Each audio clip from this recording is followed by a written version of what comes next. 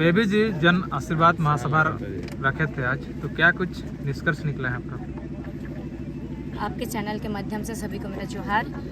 आज जो जन आशीर्वाद महासभा रखा गया था, तो ये एरिया आए हम लोग अभी तो देखे कि एकदम डेवलप नहीं है, बिल्कुल भी नहीं।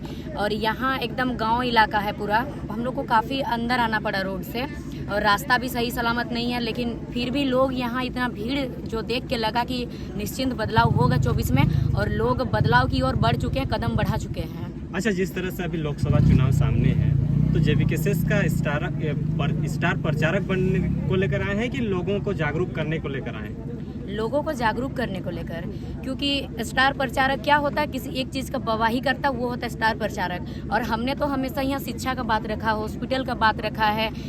ये सारी चीज़ें जो हमारी यहाँ नीतियाँ नहीं है हमारा झारखंड में, हमारा झारखंड अलग होकर इतना वर्ष हो चुके हैं, और हमारे जो पूर्वज शहीद हुए हैं उन्होंने जो सपना देखा था हमारा एक झारखंड का, कि झारखंड इस तरह से होगा, वैसे होगा, हमारे बच्चों का इस तरह से भविष्य होगा, लेकिन कुछ भी झारखंड में देखने को नहीं है। तो कि ये जागरूक के लिए आए हैं। और कोई भी सरकार आती है, कोई भी आती है, तो यहाँ कहते हैं कि हमने लोगों को पाला है, कोरोना काल में हमने अनाज दिया है, फिर कहा जाता है कि हमने ये दिया वो दिया, ये बहुत तरह तरह की बातें कहा जाता है कि ये दिया वो दिया।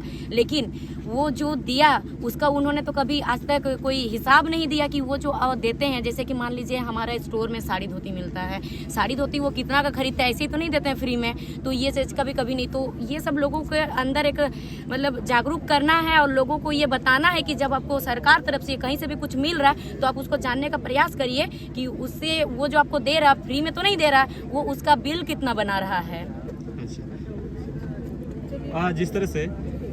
जिस तरह विधानसभा घेराव हुआ था नियोजन नीति 60-40 को लेकर, हालांकि आप लोग बड़े बड़े मंचों में ये कहते हुए आते हैं कि 60-40 नियोजन नीति के दरमियान जब हम लोग विधानसभा घेराव गए थे तो 2 लड़कियां थी। हालांकि आज जब जेवीकेएस में आप आ गई हैं, जेवीकेएस क्योंकि आप जेएसएसयू में थी, झारखंड स्टेट स्टूडेंट यूनियन के बैनर तले जब आंदोलन हुआ था तब आप लोग गए थे। लेकिन अब जेवीकेएस का भी जिस तरह से कोई भी सभा हो, महिलाओं को संबोधन करने की बात आती है, तो आप लोग आते हैं, जितने भी बड़े चेहरे हैं। तो क्या लगता है कि वाकई में 2024 में वो बदलाव देखने को मिलेगा? जिस तरह से 1 साल पहले जब आप लोग 2 महिला विधानसभा के घेराव के टाइम खड़ी होती हैं, और अब जब 1 साल बाद होता है तो आपके साथ कुछ लोग खड़े होते हैं, तो क्या लगता है वाकई में कि 2024 में कुछ चेंज होने का चांसेस दिख रहा है आपको? बिल्कुल एकदम बदलाव होगा, क्योंकि जैसे उस बार आप विधानसभा घेराव का बात किए, विधानसभा घेराव में आपने देखा होगा कि दो ही थी महिला, और 2 में से उसका कुछ दिन बाद ही सीएम आवास घेराव होता। सीएम आवास घेराव में आपको कई महिला दिखाई दी, नजर आई, ठीक है। तो और अभी आप कुछ भी आंदोलन देखिए, जैसे सीजीएल आंदोलन हुआ, उसमें और भी ज़्यादा महिलाएं नजर आई। और पहले मैं और पूजा 2 ही जन माइक लेके बोलती थी स्टेज में जाके। अभी देखिए कि बहुत सारी महिलाएं आई, हमारी दीदी लोग आई हमारा साथ देने के लिए। पहले क्या होता था ना कि महिलाओं को हमेशा दबाने का प्रयास किया जाता है, डराने का, कि आप ये नहीं कर सकती हो, आपसे ये नहीं हो पाएगा। लेकिन अब महिलाओं में ये हिम्मत हो गया कि नहीं, हम भी कर सकते हैं, हमसे हो पाएगा।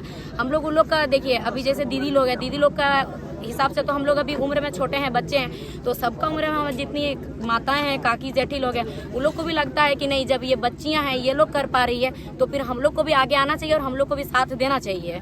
तमाम झारखंड के महिलाओं को क्या कुछ संदेश रहेगा, स्टूडेंट लोगों को भी, क्योंकि आंदोलन के दरमियान बहुत सारे लोगों ने धाराएं भी खाया है, केस भी हुआ है, और अभी एग्ज़ाम भी कैंसिल हुआ है, तो आगे को लेकर क्या कुछ कहेंगे तमाम लोगों को? क्या कुछ संदेश रहेगा झारखंड में से?